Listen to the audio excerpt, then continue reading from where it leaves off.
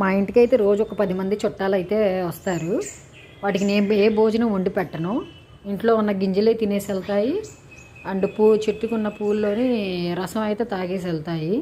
అవి రాకపోతే ఏంటో ఈరోజు చుట్టాలు రాలేదు అని నేనైతే ఎదురు చూస్తూ ఉంటాను వాటి కోసం. అవైతే జంటలు జంటలుగా అయితే వచ్చేసి నన్ను పిలిచేసి అయితే వెళ్తూ ఉంటాయి. నాకెంతో ఆనందంగా అనిపిస్తుంది. అవేంటో చూసేసేయండి మీరే. మా చుట్టాలని మీరు చూసేసేయండి.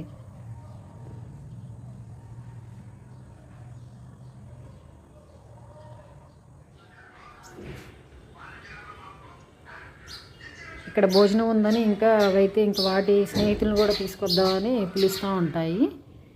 ఎందుకంటే ఇంకొక జంట కూడా వచ్చేసింది.